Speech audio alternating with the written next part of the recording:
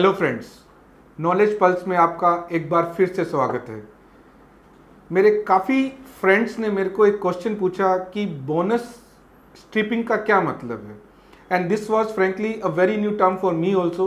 We requested our good friend CS Sandeep Sharma to give some insight on bonus strippings, what are the tax implications of this. So would request your attention towards this because it might impact your portfolio also. Hi friends, knowledge pulse के आज के video में हम बात करेंगे bonus striping पे। बहुत सारी मुझे क्वेरीज आई हैं कि बोनस स्ट्रिपिंग क्या होता है और उसका टैक्स इम्प्लीकेशन क्या है। आपको मैं बताऊं कि सबसे पहले कि बोनस इशू क्या होता है। बोनस इशू का मतलब है कि कंपनियां आपके पास जितने शेयर होल्डर्स के पास जितने शेयर्स हैं उसके ऊपर डिविडेंड ना डिक्लेयर करके वो उसके ऊपर बोनस इशू करती है। तो अगर suppose there can be various ratios for that. अगर आपके पास कंपनी ने 2:1 का बोनस डिक्लेयर किया है, इसका मतलब है आपके पास अगर 2 शेयर्स हैं तो आपको 1 शेयर्स बोनस में मिलेगा। अब द रेशियो, अगर बोनस का रेशियो 1:1 है तब आपको 1 शेयर के बदले में 1 शेयर मिलेगा। तो अब यहाँ पे लोग इसको टैक्स एविएशन कैसे करते हैं वो मैं आपको बताऊँगा, लेकिन हमारे वीडियो का इंटेंशन ये है कि आपको टैक्स एविएशन नहीं करना है और आपको उससे सावधानी समझनी है कि भाई अगर आपको कोई ब्रोकर या आपका फ्रेंड आपको गाइड करता है कि इस तरीके से आप अपना टैक्स बचा सकते हैं, लेकिन उसके लिए इनकम टैक्स के प्रोविजंस क्या हैं वो आपको ध्यान में रख के उसके ऊपर उस तरीके से एक्शन लेना है।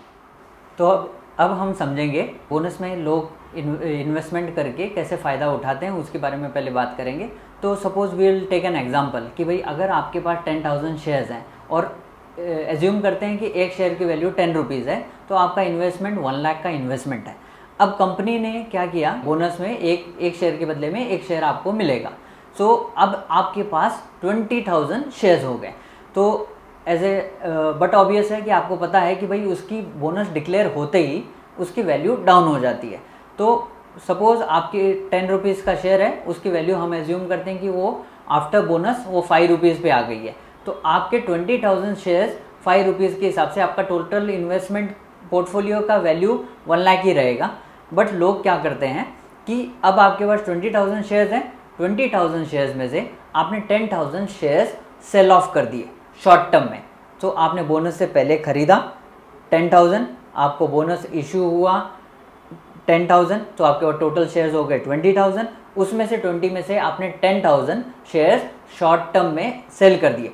आपकी परचेज वैल्यू थी 1 लाख रुपीज़, आपने सेल किया 50,000 में। सिंस 5 रुपीज़ आपकी उसकी वैल्यू हो गई है तो 50,000। इस पर आपको एज पर बुक्स आपको क्या दिखेगा कि 50,000 का लॉस हो गया है। आप short term capital loss book करते हो जो कि अदर शॉर्ट टर्म गेन के अगेंस्ट में सेट ऑफ हो सकता है। आपको बुक्स में दिखेगा कि शॉर्ट टर्म लॉस हो गया है। आपके पास स्टिल 10,000 शेयर्स पड़े हैं जो कि आप होल्ड रखते हो, और 1 साल होल्ड करने के बाद उसको आप जब बेचते हो तो वो सिंस वो 1 साल होल्डिंग उसकी पीरियड है तो लॉन्ग टर्म कैपिटल गेन में कन्वर्ट हो जाता है। लॉन्ग टर्म कैपिटल गेन में जैसे आपको पता है कि उसके ऊपर टैक्स रेट भी कम है। शॉर्ट टर्म में 15 लगता है, लॉन्ग टर्म में 10% ही आपको कैपिटल गेन लगेगा। सेकेंडली आपने 50,000 का लॉस भी वहाँ बुक कर लिया। दिस इज़, इस तरीके से लोग प्लानिंग करके अपना टैक्स बचाते हैं। यहाँ पे आपको देखा जाए तो आपको कोई लॉस नहीं हुआ है। आपने 50,000 लॉस में भी बेचने के बाद भी आपके पास बोनस इशू था, इसलिए 50,000 की वैल्यू के शेयर्स आपके पास पड़े थे जो कि आपने लॉन्ग टर्म में बेचे, टैक्स भी बचा लिया और लॉन्ग टर्म में भी। और जैसे आपको पता है कि लॉन्ग टर्म कैपिटल गेन में फर्स्ट 1 लाख पे आपको टैक्स नहीं लगता। इन केस आपके लॉन्ग टर्म का गेन आपका कम है तब आपको ऐसा भी हो सकता है कि कोई टैक्स ना भर के भी आपने लॉस भी बुक कर लिया और आपने फ़ायदा उठा लिया। अब इसके ऊपर ये प्रोविजंस लोग करते हैं, लेकिन मैंने आपको पहले ही बताया कि दिस इज़ टैक्स एविएशन के अंडर में काउंट होता है। अब इसके ऊपर इनकम टैक्स का क्या प्रोविजंस है। तो जैसे मैंने बताया कि आपने बोनस के केस में आपने लॉन्ग टर्म का बेनिफिट भी उठा रहे हो और शॉर्ट टर्म का लॉस भी बुक कर रहे हो, तो इसके ऊपर 94A सेक्शन है इनकम टैक्स एक्ट का। उसमें बताते हैं कि भाई अगर 3 मंथ्स प्रायर आपने कोई बाइंग किया है और बोनस इशू के विद इन 9 मंथ्स में आपने ओरिजिनल शेयर सेल कर दिए, तब आपको जो लॉस हुआ है वो शॉर्ट टर्म कैपिटल लॉस जो है वो आपको सेट ऑफ करने के लिए नहीं मिलेगा। ये इनकम टैक्स का प्रोविज़न है, वो उसका एविएशन जो लोग प्लान करते हैं उसको रोकने के लिए ये प्रोविज़न बनाया गया है। बहुत सारे लोगों को ये चीज़ पता नहीं है, ये प्रोविज़न ध्यान में रखना चाहिए कि भाई इनकम टैक्स में ये अलाउड नहीं है, और जो लॉस होगा वो आपके बोनस शेयर्स के कॉस्टिंग में ऐड हो जाएगा।